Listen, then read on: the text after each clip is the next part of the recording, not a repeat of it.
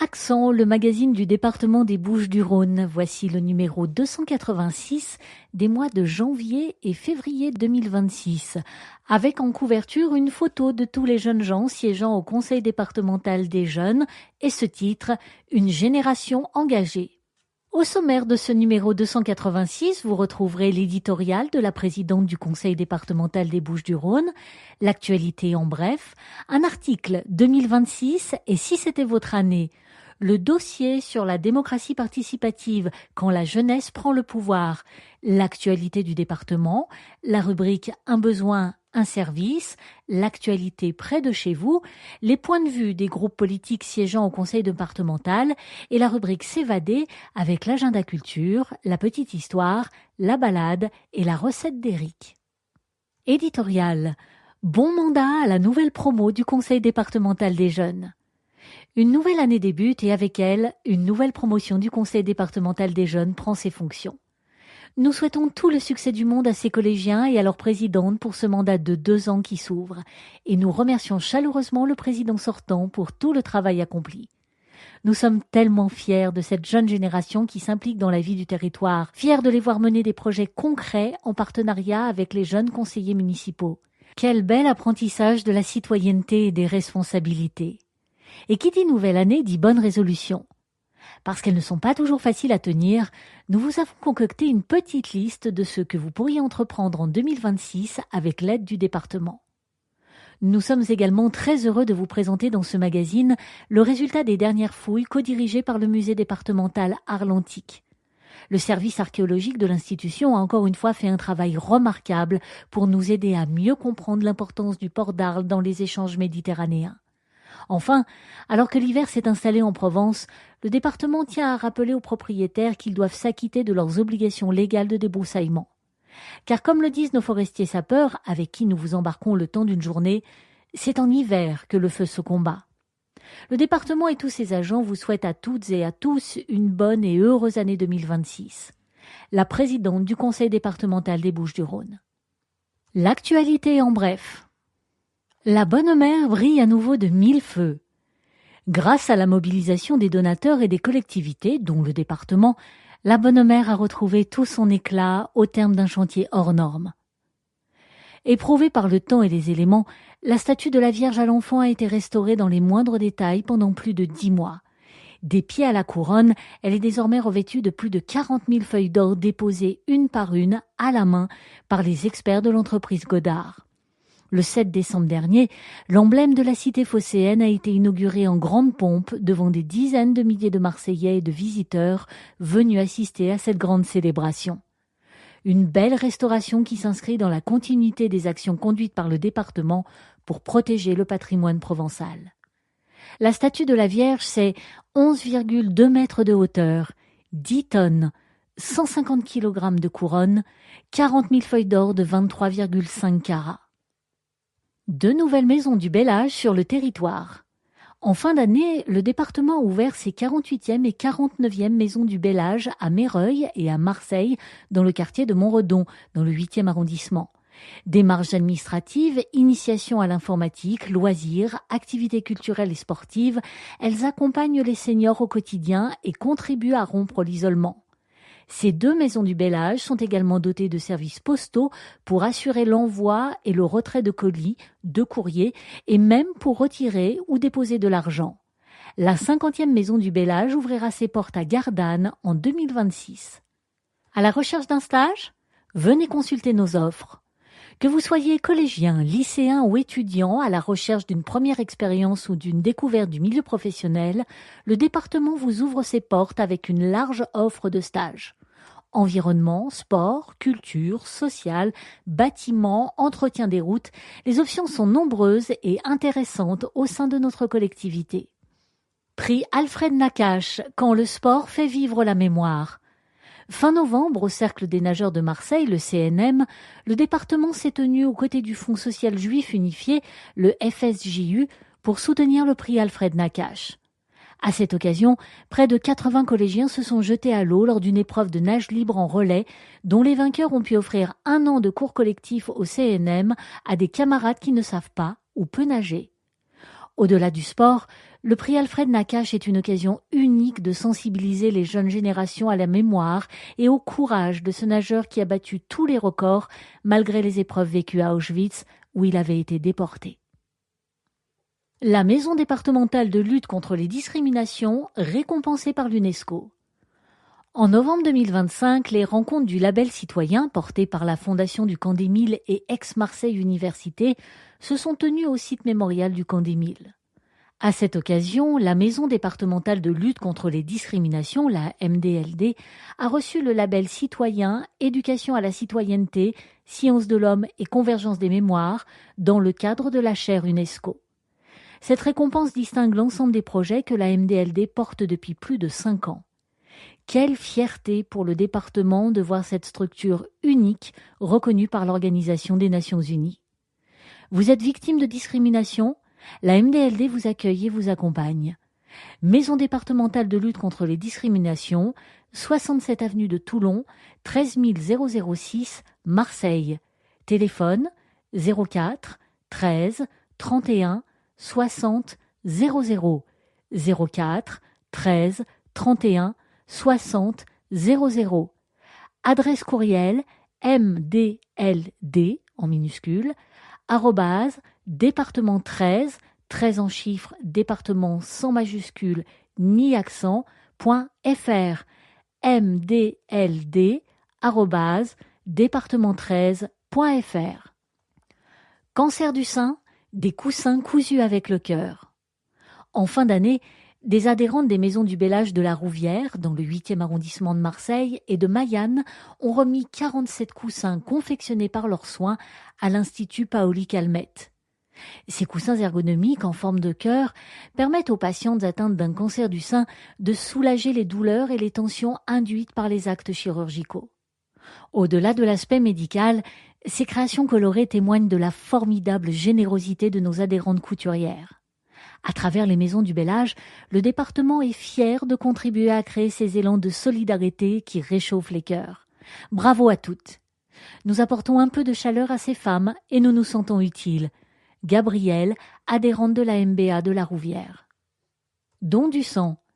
L'établissement français du sang Provence-Alpes-Côte d'Azur-Corse lance un appel aux dons car les réserves sont faibles. Mobilisez-vous tout au long de l'année en trouvant une collecte près de chez vous, de votre lieu de travail. Pour en savoir plus, rendez-vous sur dondesang, tout attaché, .efs.santé, sans accent, .fr/trouver-une-collecte. dondesang.efs.santé.fr/trouver-une-collecte ou à la Maison du Don, 28 rue de la République, dans le 2e arrondissement de Marseille, ou par téléphone au 04 96 11 22 90 04 96 11 22 90. 2026, et si c'était votre année? Tous les premiers de l'an, c'est la même histoire. On prend bien souvent de bonnes résolutions pour les enterrer aussitôt. C'est sans compter sur le département déterminé à vous aider grâce à ses services de proximité. 1. En 2026, je me remets au sport. Natation, fitness, arts martiaux, tennis, les Bouches-du-Rhône comptent plus de 4000 clubs. Activités adaptées pour le bel âge ou handisport, il y a une solution pour tout le monde. Vous pourriez par exemple vous faire accompagner par la Maison de Provence de la Jeunesse et des Sports, ou pourquoi pas participer à l'un des mercredis sport et e-sport organisés à l'hôtel du département. 2. En 2026, je prends soin de moi et de ma famille. Qui dit bonne année, dit bonne santé. Alors pas question d'oublier la vaccination de bébé ou de mettre sa santé en danger après un rapport non protégé. Que ce soit dans nos centres de protection maternelle et infantile, nos PMI, ou dans nos centres gratuits de dépistage et de diagnostic, les CEGIDD, nos professionnels de santé font tout pour que vous soyez au meilleur de votre forme. 3. En 2026, je me cultive. Lecture, expos, spectacles, visites. Profitez du réseau des bibliothèques départementales, découvrez les collections de nos lieux culturels, le musée Honard Latent, le musée départemental Arlentique, la galerie 21 bis Mirabeau, ou assister aux nombreux événements soutenus par le département. Il y a toujours une bonne raison de sortir, voir l'agenda culturel de votre magazine. 4. En 2026, je m'engage pour mon territoire. Donner de son temps, c'est bon pour le moral et ça peut changer des vies. Le département soutient des centaines d'associations locales. Rejoignez une équipe de bénévoles, pourquoi pas notre Team 13, et participez à des actions concrètes pour les Bouches-du-Rhône. Peut-être serez-vous récompensé par l'ordre départemental des bénévoles. 5. En 2026, je protège la planète. Exemplaire en matière environnementale, le département vous aide à être davantage éco-friendly. Nous avons mis en place tout un tas d'aides pour cela. Prime Airbois, aide à l'achat d'un récupérateur d'eau de pluie, d'un kit motopompe, à la rénovation de l'habitat, etc. Pensez à venir vous promener dans nos domaines départementaux. Vous n'en aurez que plus envie de préserver la faune et la flore. Dossier. Démocratie participative, quand la jeunesse prend le pouvoir. Une nouvelle promotion du Conseil départemental des jeunes vient d'être investie. Une véritable opportunité pour ces collégiens de se former à la citoyenneté et de développer leur sens des responsabilités. À l'image de leurs prédécesseurs qui laissent derrière eux un bilan solide avec la concrétisation de nombreux projets, ils vont pouvoir participer aux décisions publiques et poursuivre le travail engagé avec les conseils municipaux des jeunes. Le CDJ est une grande famille. Gianni Latona est le président sortant. Avant de passer la main à Apolline Lago, il a dressé le bilan de sa mandature 2023-2025. De quoi es-tu le plus fier ? Je suis fier de m'être engagé dans cette assemblée, fier d'être le premier président du CDJ à pouvoir mener des projets concrets grâce au dispositif d'aide aux communes version jeune qui existe depuis 2024. Je me dis que mes futurs enfants vont pouvoir profiter des équipements que j'ai contribué à réaliser. C'est fou. Le moment fort de ton mandat ? Mon investiture. C'était beaucoup d'émotions pour moi, pour mes parents. Je crois même qu'ils ont versé leurs petites larmes dans l'hémicycle. Qu'est-ce que ça t'a apporté personnellement ? Ça m'a permis de bâtir un carnet d'adresses formidable. Et ça m'aide à surmonter ma timidité, à prendre de l'aisance en public. Cet engagement citoyen, ce travail mené avec mon équipe, c'est très riche d'enseignements. Ton meilleur souvenir ? J'ai eu l'occasion d'aller à Paris dans le cadre du CDJ et de visiter l'Élysée, Matignon, le Quai d'Orsay, le Sénat et l'Assemblée nationale. C'était incroyable. Le plus dur dans cette fonction, sans hésiter, les discours. Il faut les répéter, les assimiler et prendre la parole en public n'est pas toujours évident, mais c'est très formateur. Tes projets pour après ? Je siège actuellement au Parlement régional de la jeunesse et je veux me présenter au Conseil métropolitain des jeunes. Et dans quelques années, pourquoi pas devenir président du Conseil départemental des Bouches-du-Rhône. Et pour conclure, ton message à la nouvelle présidente. Vas-y, fonce, c'est une super expérience et 2 ans ça passe vite. Le CDJ, c'est une grande famille. On est tous bienveillants les uns envers les autres. Parfois, le job de président est difficile, mais tu vas pouvoir faire bouger les choses pour ta génération. Je veux dire aux jeunes, votre voix compte. Apolline Lago a été officiellement nommée présidente du Conseil départemental des jeunes le 12 décembre dernier. Elle nous livre ses priorités pour son mandat. Quelle a été ta réaction quand tu as appris ta nomination ? J'ai été très surprise, je ne m'y attendais pas du tout. Lors de ma candidature, j'avais fait une petite vidéo pour exposer mes idées, notamment ma volonté que tous les conseillers jeunes, titulaires comme remplaçants, soient inclus le plus possible dans les prises de décision. Je suis très heureuse d'avoir convaincu. C'est excitant ce mandat de 2 ans. Peux-tu nous raconter ton parcours en 2 phrases ? Je suis en classe de 4e à Salon de Provence. J'ai d'abord été conseillère municipale jeune de ma commune en 2024 et très vite, j'ai eu envie de postuler au département.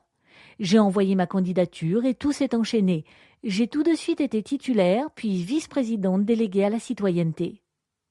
Pourquoi avoir voulu devenir présidente du CDJ ?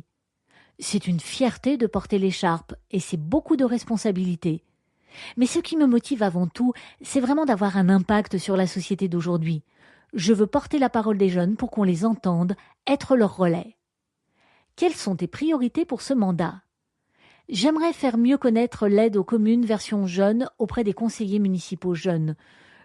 Je veux que nous les sensibilisions sur ce dispositif qui permet de réaliser des projets concrets dans les villes et les villages des Bouches-du-Rhône. Il faut qu'ils soient plus nombreux à venir dans notre assemblée. Ça va nous permettre de créer une vraie dynamique entre les communes et le département. Je veux qu'on puisse proposer plein de choses et montrer que les jeunes ont de bonnes idées à développer. Qu'est-ce que l'engagement au CDJ t'apporte personnellement? Jusqu'ici, ça m'a aidé à être plus à l'aise dans mes prises de parole en public et j'ai fait de belles nouvelles rencontres. Un message aux jeunes des Bouches-du-Rhône? J'ai même 2 messages à leur adresser. Croyez en vos rêves et votre voix compte. À Saint-Paul-les-Durances, un nouveau pump track avec l'appui du CDJ. Illustration d'un projet rendu possible grâce à l'aide aux communes version jeune. L'aide aux communes version jeune, c'est le dispositif qui permet aux conseillers municipaux jeunes, les CMJ, de demander une subvention à leurs homologues du département pour réaliser un projet sur leur commune. À Saint-Paul-les-Durances, dans le parc de la Gamatte, à proximité du stade municipal, c'est un pump track qui a ainsi pu être réalisé sur un ancien terrain de motocross inutilisé.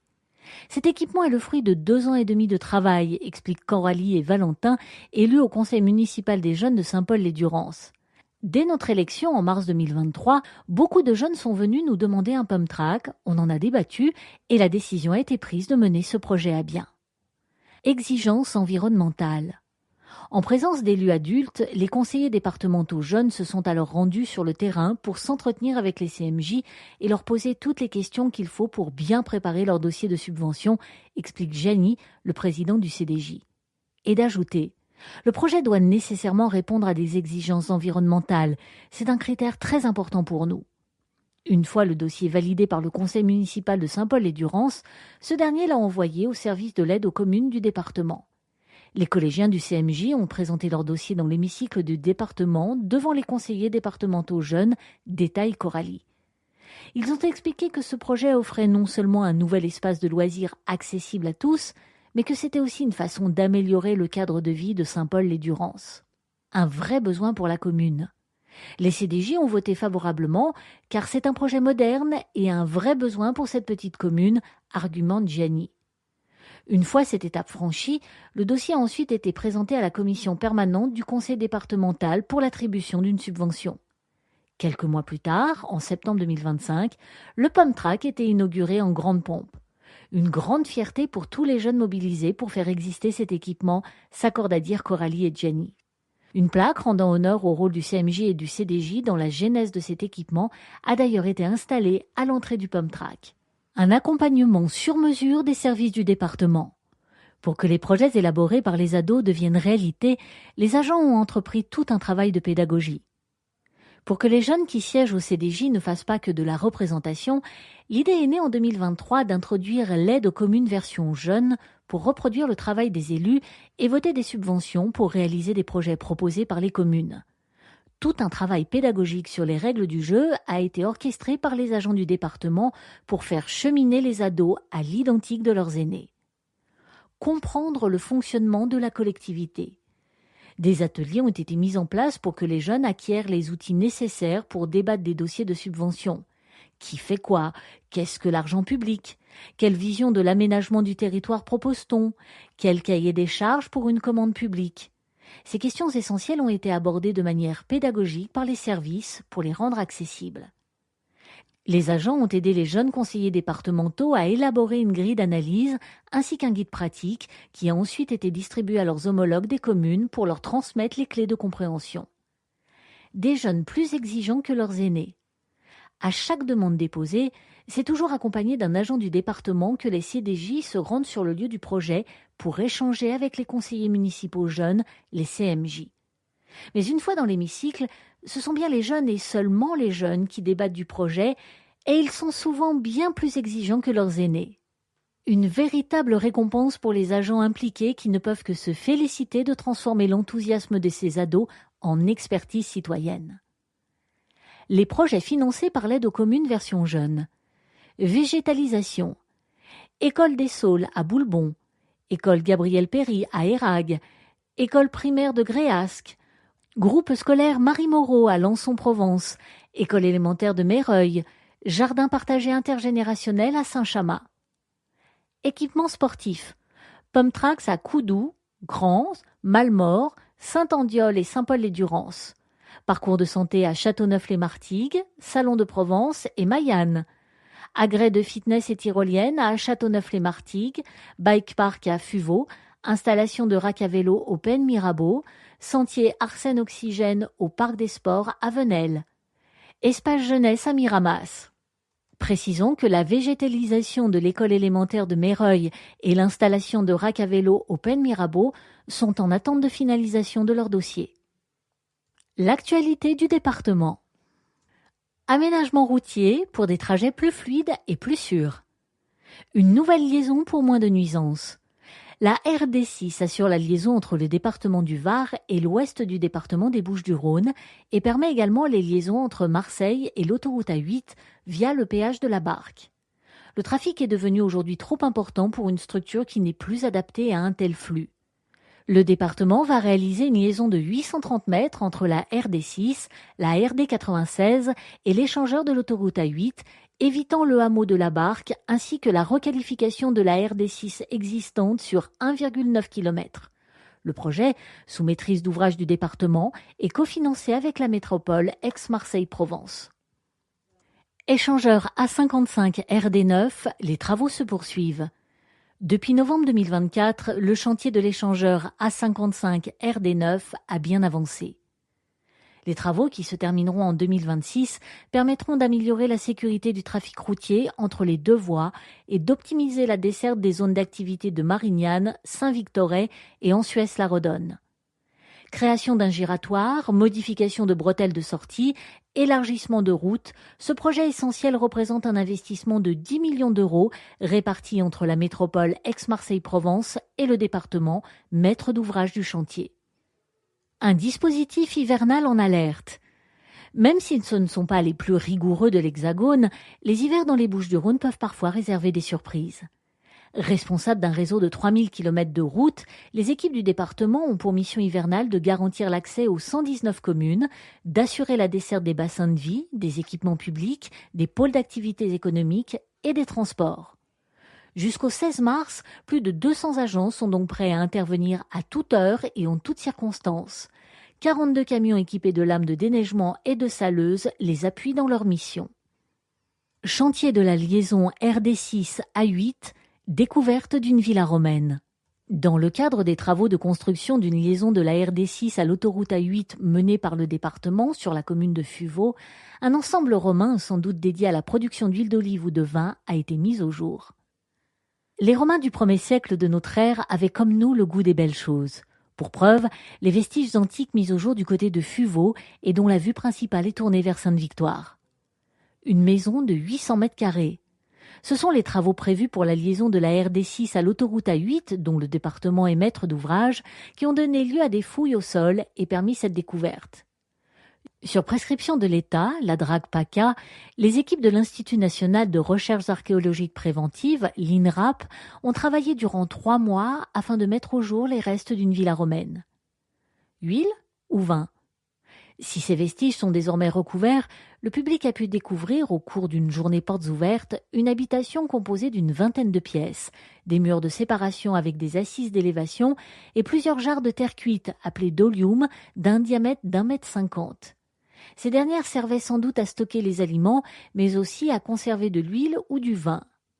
La présence d'un contrepoids de pressoir à vis d'un diamètre d'1,20 m et gardé en l'état atteste de cette probabilité.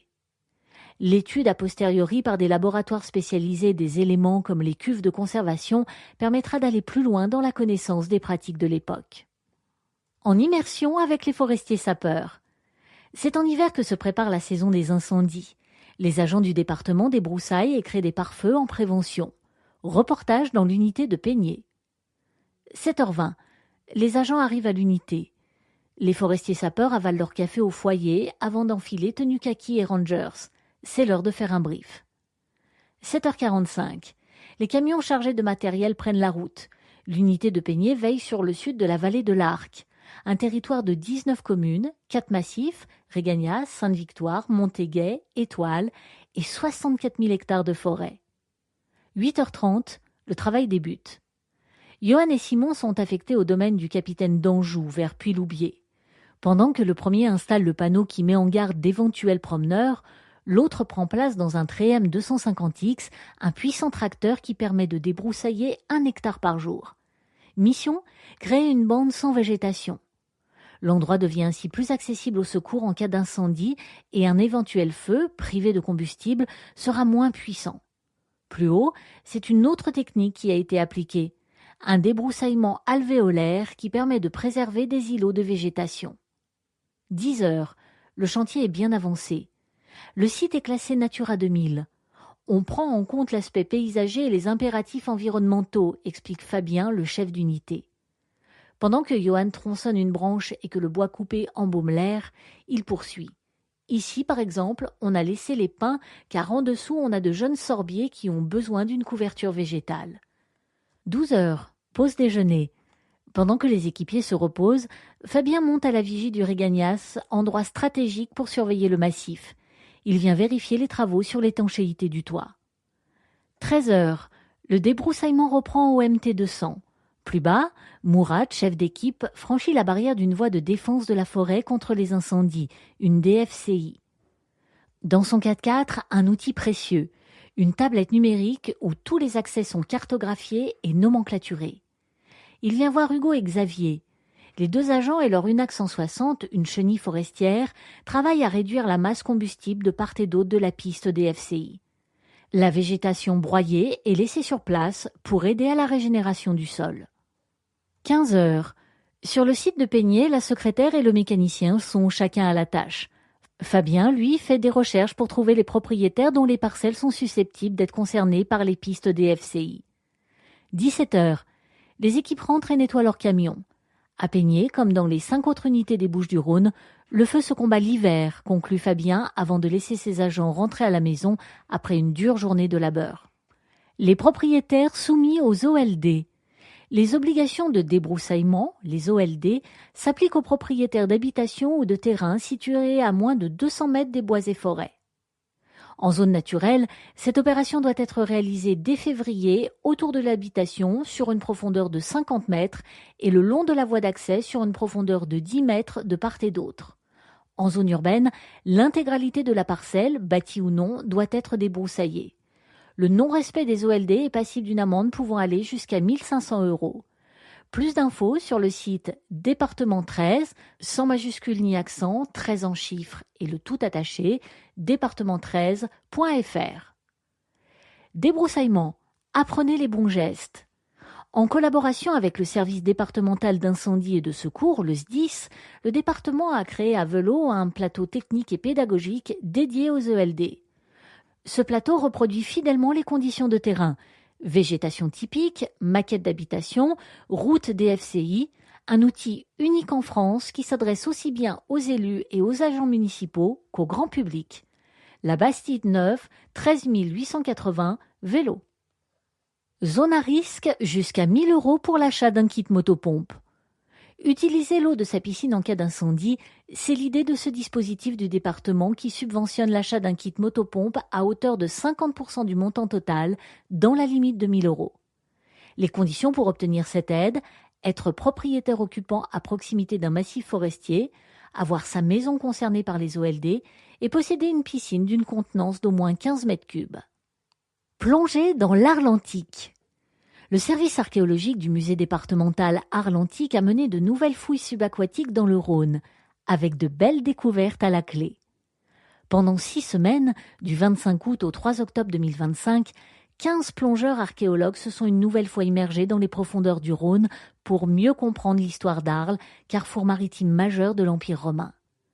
Ce sont ainsi 3 opérations conjointes qui ont été codirigées par le musée départemental Arlentique, le MDAA, le CNRS, Centre Camille Julien, et l'INRAP, en collaboration avec le DRA2SM et le Musée national de la marine.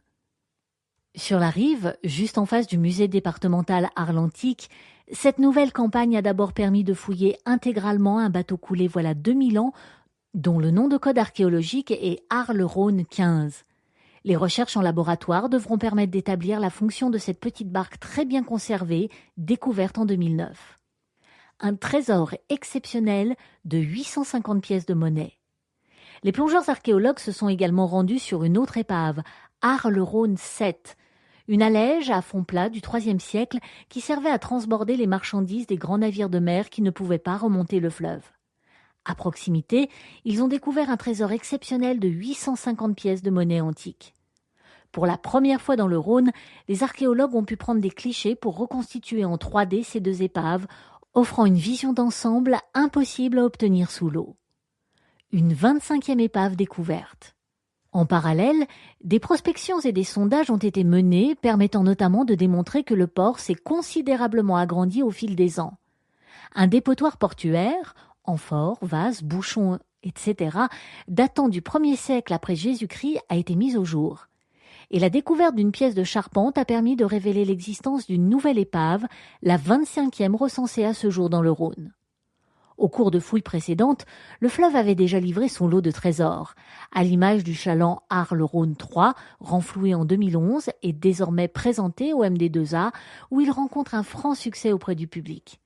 C'est toute la particularité et la richesse de ce musée, l'un des rares en France à enrichir directement ses collections avec les fouilles effectuées par son propre service archéologique et le seul à avoir une cellule subaquatique. Le Rhône n'a pas bougé en 2000 ans. Sabrina Marlier, archéologue maritime, et David Jaoui, archéologue spécialiste de l'étude des amphores, travaillent au musée départemental Arles-Antiques et ont codirigé les fouilles. Pourquoi 3 opérations simultanées cette année? Sabrina Marlier. On a voulu mutualiser les moyens humains et techniques avec une équipe d'archéologues dédiée aux fouilles, dont les membres sont tous plongeurs professionnels, habilités à descendre jusqu'à 50 mètres, et une équipe chargée des prospections avec différents spécialistes. David Jaoui. Le soutien du département et les subventions du service régional de l'archéologie sont essentiels. Cela nous permet d'engager des équipes et d'avoir le matériel nécessaire. Comment travaille-t-on au fond du Rhône avec si peu de visibilité? Sabrina Marlier. Nous sommes équipés d'un casque avec les lumières, mais on doit parfois arrêter quand les conditions sont trop mauvaises. Ça a été le cas sur ces 6 semaines de fouilles où on a perdu 6 jours de travail. David Jaoui. On travaille comme en spéléologie. On plonge et on remonte au même endroit en suivant un câble. Parfois, on travaille au toucher pour dégager une amphore par exemple. Si on doit se retrouver dans le noir total, on ôte ses gants pour sentir le courant et comprendre où l'on est. Que nous apprennent ces fouilles sur l'Arles antique? Sabrina Marlier. Ce qui est singulier à Arles, c'est le nombre de types de bateaux différents. Chaland, bateau à fond plat, bateau avec une quille, radeau, barque, c'est très rare et vraiment spécifique au delta du Rhône. En étudiant leur construction, le matériel de bord des marins, les marchandises transportées, on arrive à se faire une idée plus précise du fonctionnement et du rôle prépondérant du port d'Arles. David Jaoui. Pour moi, le miracle du Rhône, ce sont ces millions d'amphores, amphores à huile, à vin, à poisson. Chaque forme d'amphore correspond à un produit spécifique et à une origine géographique. Parfois, on arrive même à remonter jusqu'au producteur. Les amphores étaient de simples emballages destinés à être jetés par-dessus bord une fois leur contenu transvasé.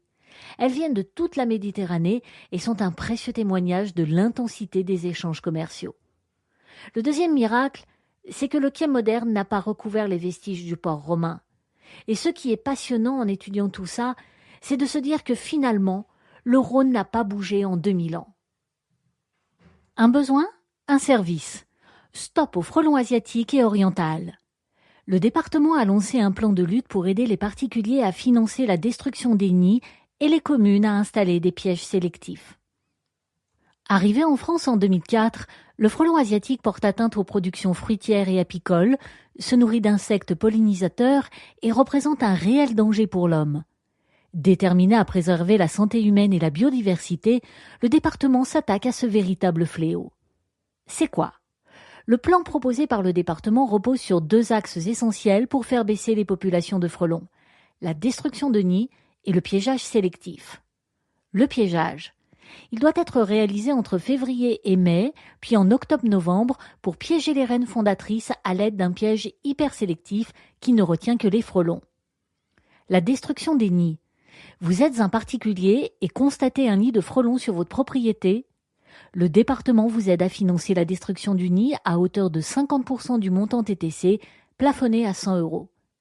Elle est efficace uniquement entre mai et novembre et doit être réalisée par un professionnel selon les pratiques respectueuses de l'environnement. Seuls les nids actifs de frelons asiatiques ou orientaux sont concernés par cette mesure. Pour qui? Les particuliers qui possèdent une habitation ou un terrain dans les Bouches-du-Rhône, les entreprises sont exclues du dispositif. Comment? Obtenir un piège. Si vous souhaitez obtenir un piège financé par le département, rapprochez-vous de votre commune. Détruire un nid. Pour obtenir notre aide financière, il faut d'abord signaler votre nid sur le site Le Frelon, c'est tout attaché, lefrelon.com et renseigner vos coordonnées. Un référent dédié vous contacte ensuite pour valider la présence du nid.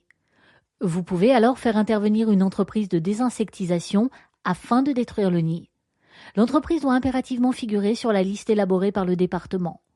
Le même référent constate la destruction du nid et délivre une fiche de validation. Pour tout renseignement, téléphonez au 04 13 31 13 14 04 13 31 13 14. Le saviez-vous? Les frelons asiatiques ou orientaux sont invasifs. En une année, une seule reine peut produire environ 13 000 ouvrières et 500 futures reines. L'actualité près de chez vous. Le département, premier partenaire des sportifs. Parce que les habitudes sportives évoluent, les communes adaptent régulièrement leurs équipements en fonction des besoins et des demandes des pratiquants en créant de nouveaux terrains de jeu, comme des pistes de pump track, des murs d'escalade ou le très prisé padel. Pump track. C'est le cas à Grand où une nouvelle piste de pump track vient d'être inaugurée. C'est dans le parc Marie-Rose, déjà aménagé grâce au financement du département, que les amateurs de BMX et de sport de glisse peuvent désormais s'adonner à leur sport favori. Escalade. Sport plus ancien mais toujours en vogue, l'escalade est très pratiquée sur des murs dédiés à cet usage. Parfois usés par le temps, ils font alors l'objet d'une rénovation comme à la Destrousse où le mur a été entièrement repensé. Adossé à la salle de spectacle, il est exclusivement utilisé de façon encadrée, en club ou par des scolaires.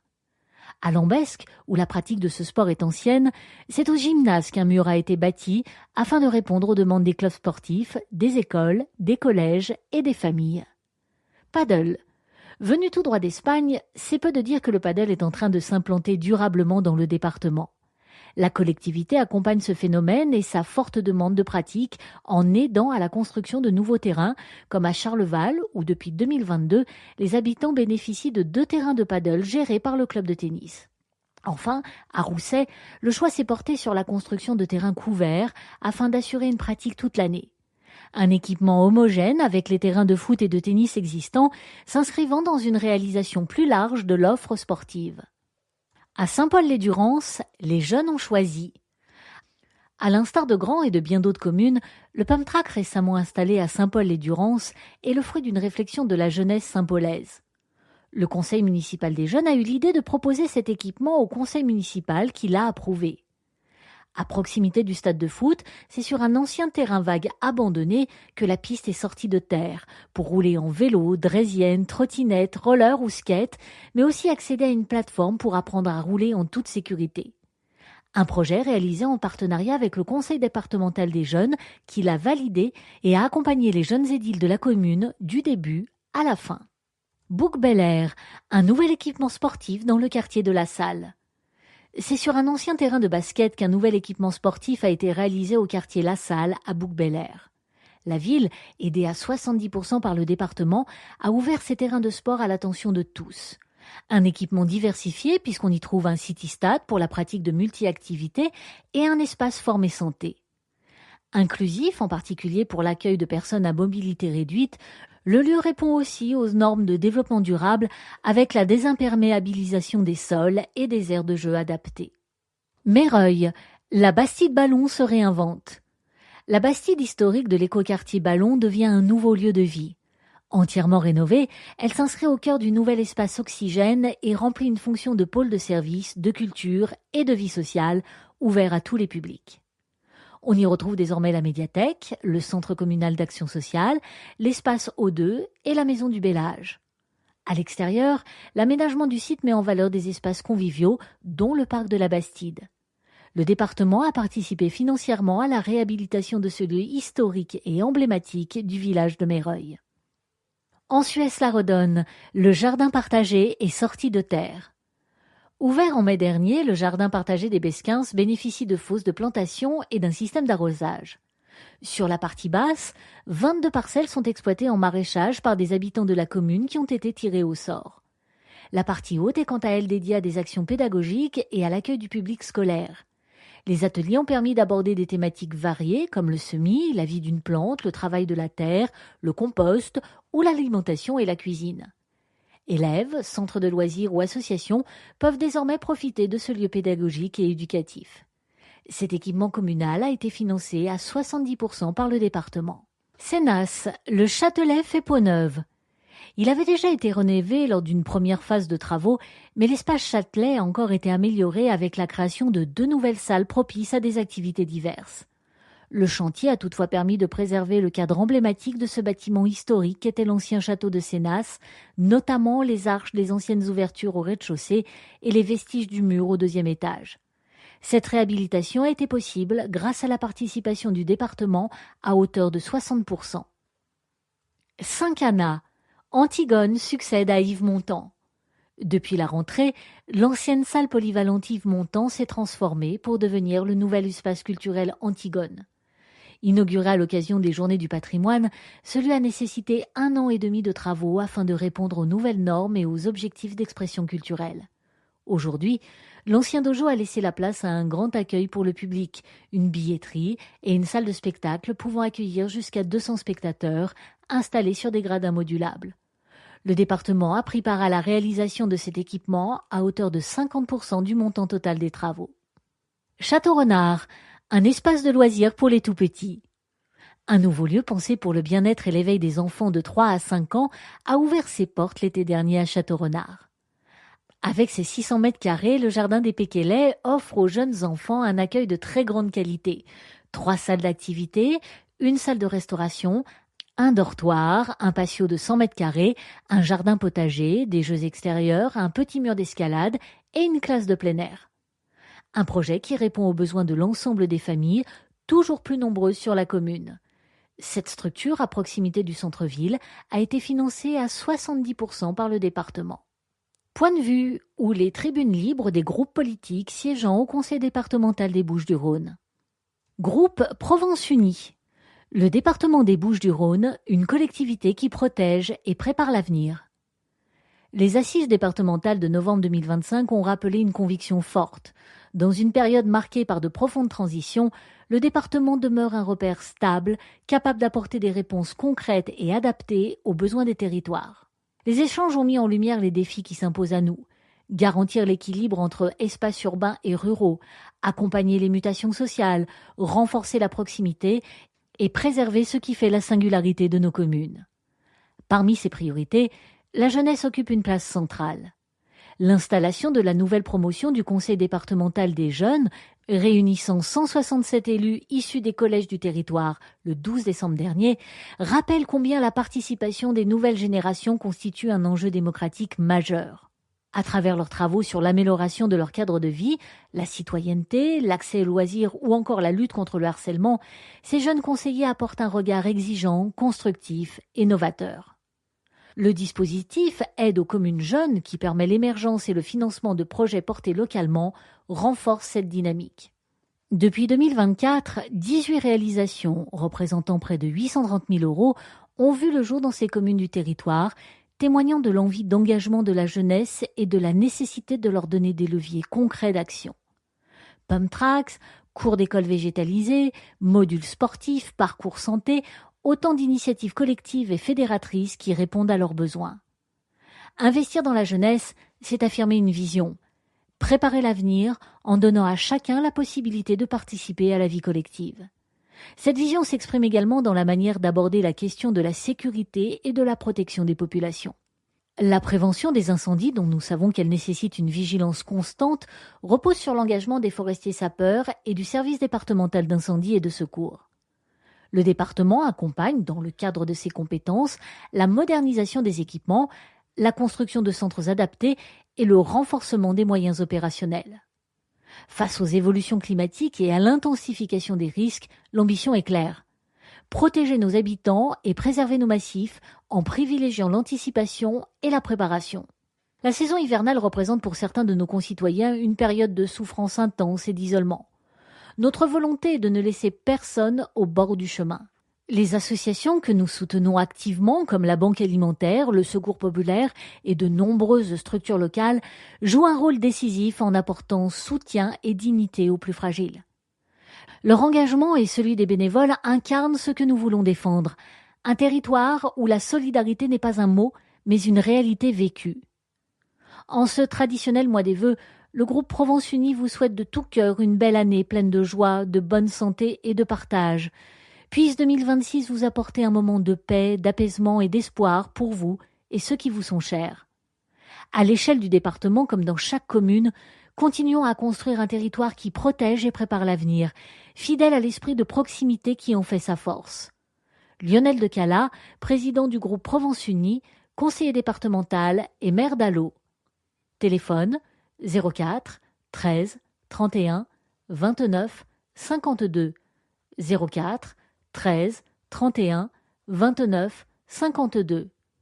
Adresse courriel lionel.decala, tout attaché, DECALA, @département13, sans accent ni majuscule, 13 en chiffres et tout attaché, .fr, lionel.decala, @département13.fr.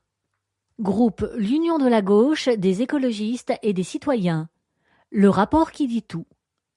Le rapport de la Chambre régionale des comptes sur les subventions aux communes des Bouches-du-Rhône n'est pas un simple document administratif. C'est un réquisitoire implacable contre 10 ans de gestion hasardeuse. Les magistrats le disent sans détour. Le département a distribué un volume d'aide sans équivalent ailleurs en France, de 39,9 millions d'euros en 2019 à 118,7 millions en 2023. Cette explosion témoigne d'une fuite en avant budgétaire qui a conduit le département à une dette record de 2,2 milliards d'euros et une capacité de désendettement de 19 ans, la pire de France. Mais au-delà des chiffres vertigineux, c'est l'absence totale de stratégie que dénoncent les magistrats. Aucune doctrine d'intervention claire, aucun critère objectif, aucun plafonnement, aucune évaluation. Les subventions ont été distribuées à la va-vite, au gré des demandes, sans vision d'ensemble ni souci d'équité territoriale. Et c'est là que le bât blesse. Dans cette gabegie, Marseille a été la grande oubliée. La capitale du département, qui concentre les défis les plus importants mais aussi les opportunités les plus fortes, n'a reçu que 2% des dotations en 2024. 2%. Comment justifier ce déséquilibre quand d'autres communes ont été arrosées sans limite? Comment peut-on prétendre aimer Marseille quand on l'oublie à ce point? Les magistrats pointent une gouvernance sans boussole, où les décisions financières échappent à toute rationalité. Le résultat, un département au bord de la faillite, incapable de financer ses missions essentielles, et une métropole sacrifiée sur l'autel d'arbitrage politique incompréhensible. Ce rapport n'est pas qu'un constat d'échec. C'est un héritage empoisonné, un avertissement solennel sur les conséquences d'une gestion sans cap ni rigueur. Les chiffres, eux, ne mentent jamais. Les élus du groupe Union de la gauche, des écologistes et des citoyens. Anthony Crémeyer, président du groupe Union de la gauche, des écologistes et des citoyens. Téléphone 04 13 31 35 47 04 13 31 35 47. Adresse courriel anthony.crémeyer, cela s'écrit KREHMEIER, @département13.fr. Je rappelle que département 13 s'écrit tout attaché, 13 en chiffres, département sans majuscule ni accent. Anthony.crémeyer, @département13.fr. Groupe Provence au cœur, Horizon Renaissance, pour une nouvelle année de confiance et d'engagement. En ce début d'année, notre groupe Provence au cœur adresse à chaque habitant des Bouches-du-Rhône des vœux sincères de santé, de réussite et d'espérance. 2026 ouvre une étape importante pour notre département. Nos territoires sont confrontés à des défis. Sécurité du quotidien, coût du logement, transition écologique, accès aux services publics, accompagnement du bel âge et investissement pour nos communes. Ces défis, nous les portons avec détermination. Fidèles à nos valeurs de responsabilité et de proximité, nous continuerons à défendre une action publique qui protège, qui accompagne et qui prépare durablement l'avenir.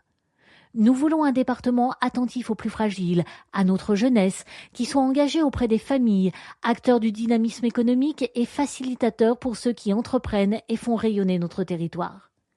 Que 2026 soit une année de confiance, d'initiative et de progrès. Très belle année à toutes et à tous. Cyril Blin, président du groupe Provence au Cœur. Téléphone 04 13 31 09 07 04 13 31 09 07. Adresse courriel contact au singulier @rudisuli RUDISUHLI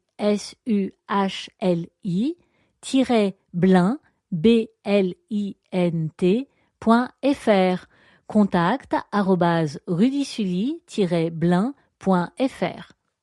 Groupe communiste pour un département solidaire. En 2026, nous resterons solidaires. Malgré les renoncements du gouvernement concernant le budget de la sécurité sociale et de l'État, les budgets moins-disants pour l'action sociale du département, nous continuerons de porter en 2026 les valeurs de solidarité qui nous animent. Nous aurons à cœur d'agir pour la protection et l'émancipation des plus fragiles. Nous revendiquons un recentrage des moyens sur le cœur de l'action du département pour l'aide à l'acquisition de matériel aux personnes en situation de handicap, l'hébergement des mineurs et jeunes majeurs confiés à l'aide sociale à l'enfance, l'accompagnement social des seniors et des allocataires du RSA ou le soutien aux mères isolées plutôt que vers le financement de projets facultatifs comme l'achat d'armes des polices municipales ou d'uniformes de collège. Nous souhaitons que les agents puissent travailler dans de bonnes conditions, sans contrat précaire, sans craindre ni pour leur sécurité, ni pour leur avenir. Les membres du groupe communiste et partenaires vous présentent leurs meilleurs vœux pour cette année qui commence. Magali Giorgetti, conseillère départementale du canton de Martigues. Téléphone 04 13 31 32 16 04 13 31 32 16. Adresse courriel magali, sans e à la fin, .giorgetti, GIORGE2TI, département 13, tout attaché, 13 en chiffres, département sans majuscule ni accent, .fr, magali.giorgetti, département13.fr. Non inscrit. Je vous présente mes meilleurs vœux pour cette nouvelle année 2026. Une année à risque pour le département qui a accumulé une dette de plus de 2,2 milliards d'euros. Ici comme ailleurs, vous pouvez compter sur vos élus Rassemblement national pour défendre vos intérêts. Cédric Dudiezer, conseiller départemental RN, canton Marseille 6, 13e arrondissement. Conseiller municipal et métropolitain de Marseille. Téléphone 04 13 31 30 25 04 13 31 30 25. Adresse courriel Cédric, sans accent, .dudiezer, DUDIEUZERE, département 13, tout attaché, 13 en chiffres, département sans majuscule ni accent, .fr, cédric.dudiezer, département13.fr. L'agenda, les rendez-vous du département. Dans les bibliothèques du département, nous, sorcières et sauvages, réveillons notre imaginaire collectif jusqu'au 31 juillet. La bibliothèque départementale vous invite jusqu'à l'été 2026 dans plus de 40 bibliothèques du territoire à une saison culturelle placée sous le signe de l'étrange et du merveilleux. Spectacles, lectures, ateliers, expositions, créations collectives, une programmation foisonnante, gratuite et ouverte à tous qui explore deux grandes figures de l'imaginaire universel, la sorcière et l'homme sauvage. Entrée gratuite, animation soumise à inscription.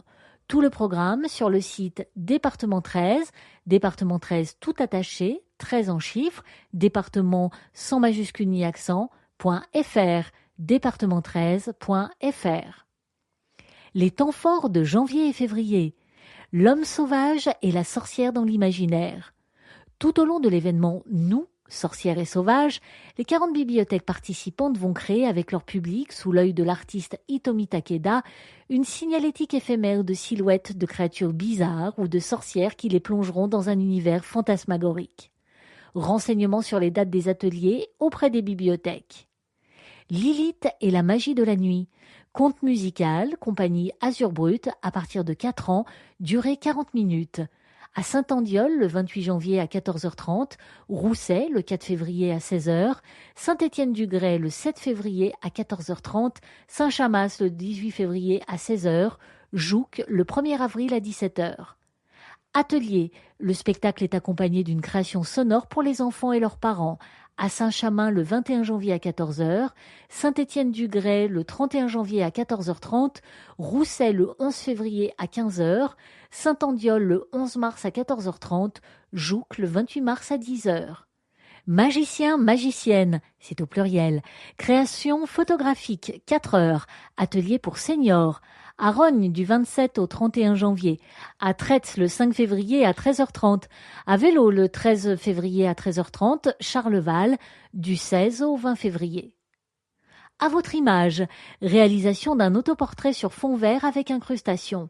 À partir de 6 ans, durée 2h30.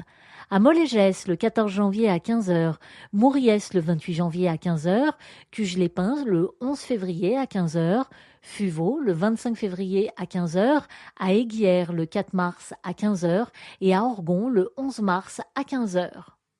Mondes et créatures hybrides, atelier de création. Réalisation de créatures avec des images issues de livres destinés aux pilons. Famille, enfants à partir de 7 ans, durée 2 heures. Le Paradou, 21 janvier à 10h. Cabriès, 4 février à 14h. Châteauneuf-le-Rouge, 18 février à 14h. Mayanne, 19 février à 10h. Pérols-en-Provence, 24 février à 10h. Saint-Martin-de-Crau, 25 février à 10h. La Penne-sur-Uvaune, 25 février à 15h. Saucé-les-Pins, 11 mars à 14h. Coudou, 18 mars à 14h. Au 21 bis Mirabeau à Aix-en-Provence, Chagall, toutes les couleurs, du 21 janvier au 22 mars. La galerie d'art du conseil départemental accueille une exposition de lithographie de Marc Chagall, issue de sa collaboration avec l'un des maîtres des ateliers Mourlot, Charles Sorlier, graveur et lithographe des plus grands artistes du XXe siècle, tels Picasso, Matisse ou Fernand Léger. C'est au début des années 50 que Charles Sorlier initia Marc Chagall à la lithographie en couleur, marquant le début d'une fructueuse collaboration qui se poursuivra jusqu'en 1985, année du décès de l'artiste à l'âge de 98 ans. À travers un parcours de 153 lithographies réparties en 5 volets et d'une sélection de lithographies marquant leur complicité, 1969-1972, le visiteur découvrira des univers poétiques, mythologiques, spirituels ou intimistes. Autour de l'exposition, enrichie d'extraits de mémoire de Charles Sorlier, le 21 bis propose des ateliers adultes, enfants et familles et des visites guidées. Entrée libre et gratuite du mercredi au dimanche de 11h30 à 18h30. 21 bis cours Mirabeau, 13 100 Aix-en-Provence. Téléphone 04 13 31 68 36 04 13 31 68 36. Adresse courriel 21 bis Mirabeau, tout attaché, 21 en chiffres, nulle part de majuscule, département 13, tout attaché 13 en chiffres, département sans majuscule ni accent, .fr, 21 bis Mirabeau, département13.fr.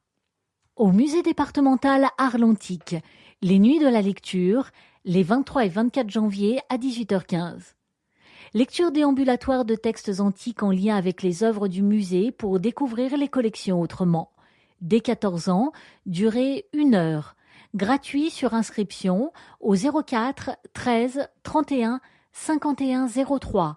04 13 31 51 03. Tentative de conférence mythologique en théâtre d'objets.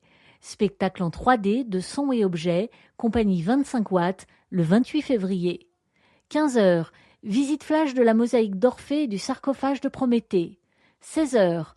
tentative de conférence mythologique en théâtre d'objets, un spectacle poétique et décalé pour réviser ses classiques ou les découvrir. Gratuit, sans inscription. L'expo à ne pas manquer, le passage de Vénus, du 24 avril au 31 octobre. C'est une exposition unique qui s'ouvrira fin avril au musée départemental Arles-Antiques, inspirée par la Vénus d'Arles, chef-d'œuvre antique universel du 1er siècle avant Jésus-Christ, exceptionnellement prêtée par le musée du Louvre. Autour de cette célèbre statue romaine retrouvée en 1651 à Arles, représentant Aphrodite, l'exposition Le passage de Vénus explore la force toujours vive de ce mythe qui a nourri des siècles de récits et de créations artistiques. C'est la deuxième fois que la célèbre statue sera de retour sur les lieux de sa découverte. Presqu'île du cirque romain, Arles. Site internet, arlesantiques, tout attaché, pas de majuscule, .fr, arlesantiques.fr. Festival. Biennales internationales des arts du cirque, l'Entre-deux-Biac 2026. Du 15 janvier au 15 février. Entre deux biennales internationales des arts du cirque, cet événement maintient le lien avec le public et anime au cœur de l'hiver le pôle national de cirque de la compagnie Archaos, installé dans une ancienne chaudonnerie dans les quartiers nord de Marseille. Cette année encore, avec le soutien du département, Archaos y déploie une programmation ambitieuse à l'image de la vitalité et de la richesse de la création circassienne contemporaine.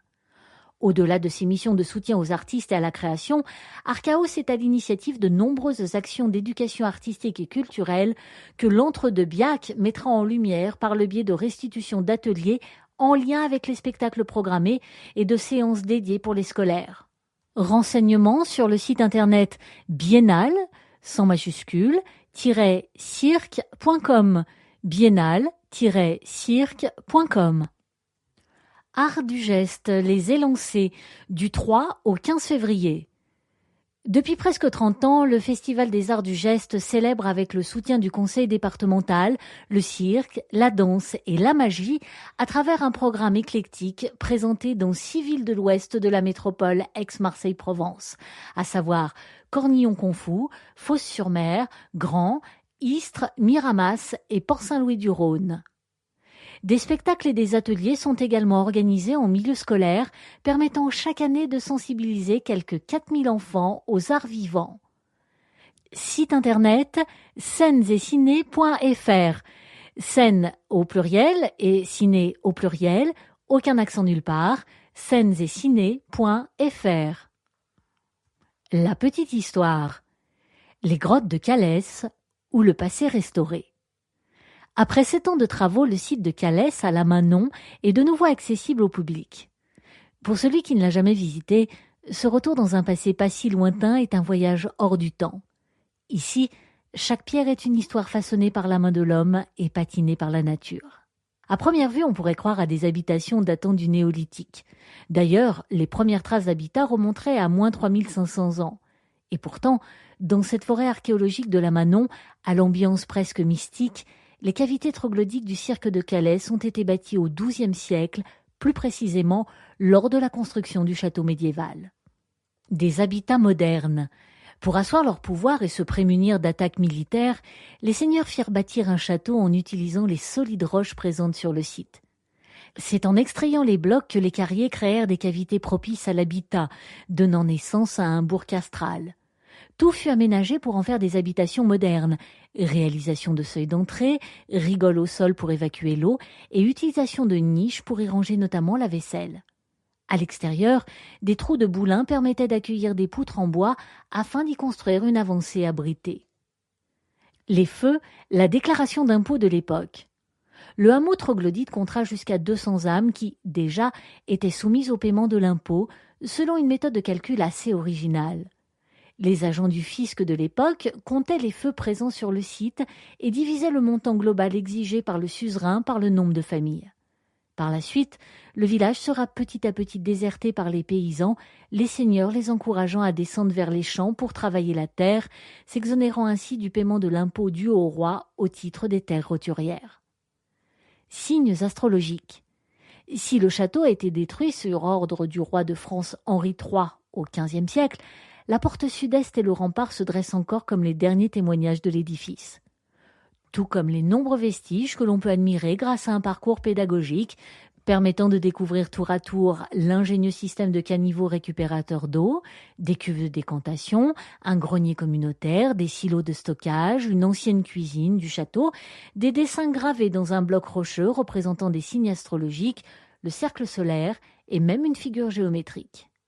Inscrit au monument naturel.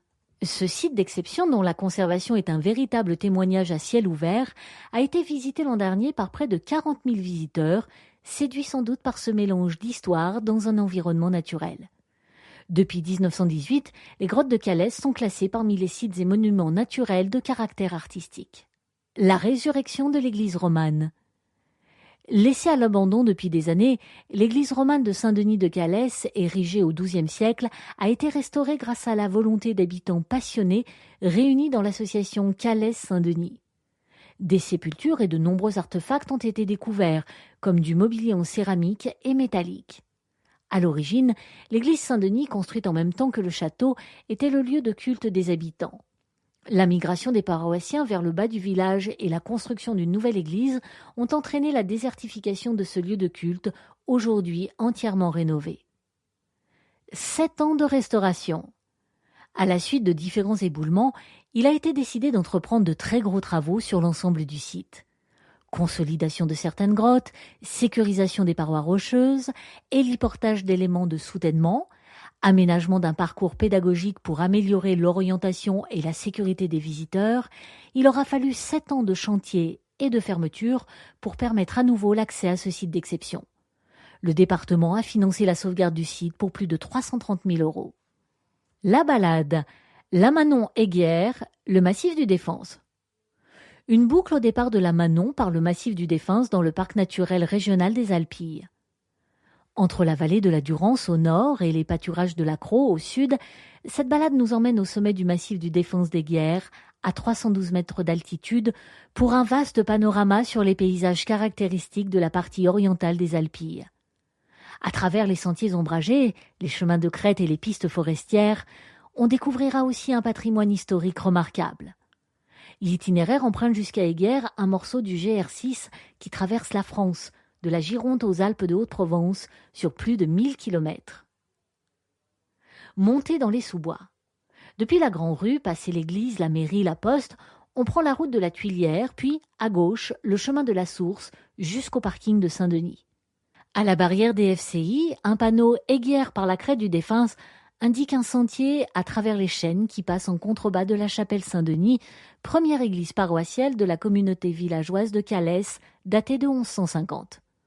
Un peu plus loin, un crochet s'impose à gauche par un petit sentier balisé en bleu au bout duquel d'anciennes calades mènent à travers la porte d'une enceinte fortifiée au cœur du fameux cirque de Calès, sorte de vallon entre deux falaises de Saffre percées d'habitations troglodytiques. On récupère ensuite le GR6 pour grimper dans la colline. Panoramas en crête.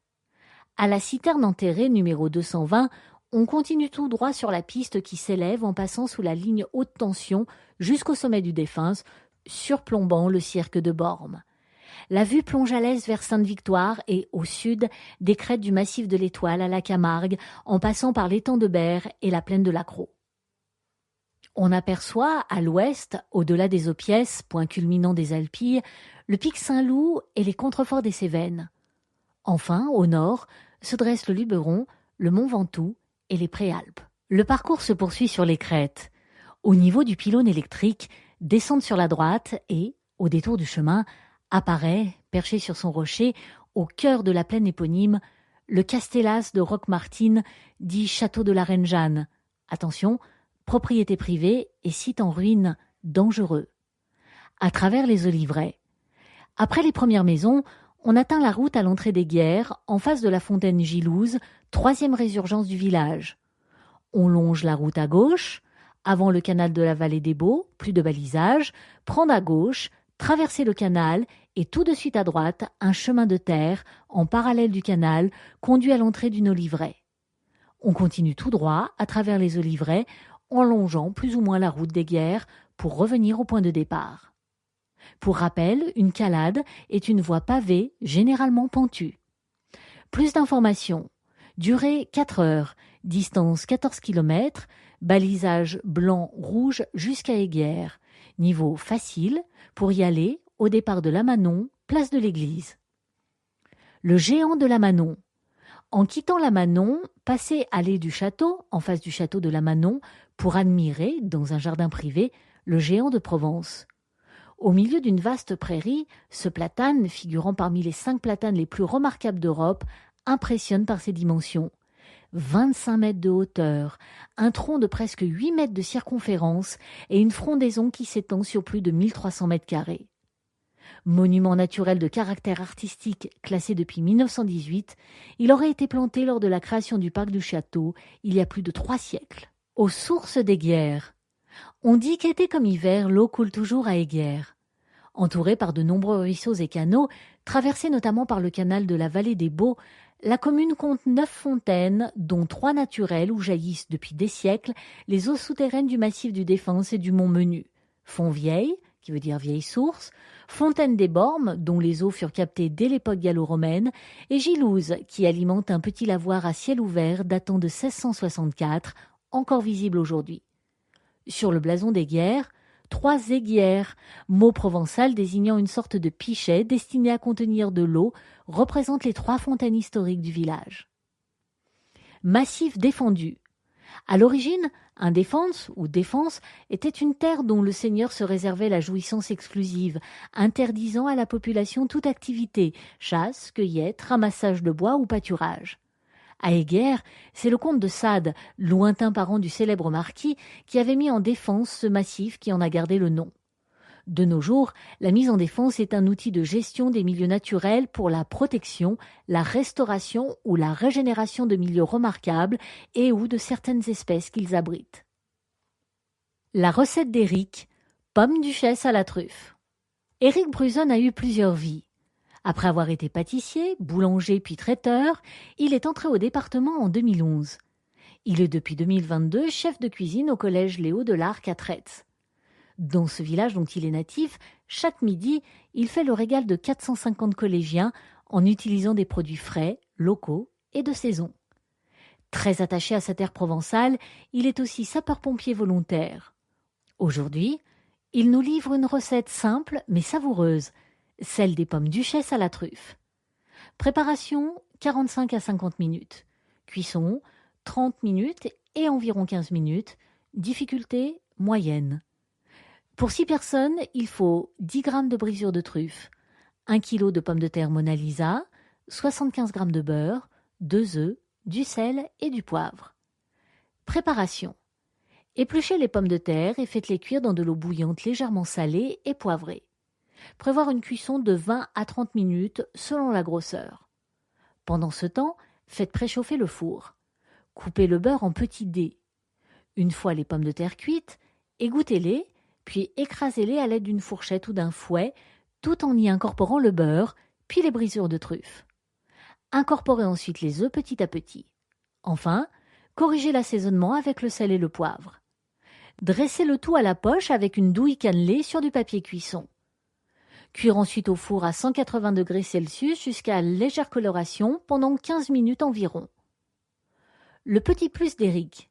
Si vous estimez que la préparation est un peu trop ferme pour passer dans la poche, n'hésitez pas à ajouter un jaune d'œuf supplémentaire, voire même un œuf entier.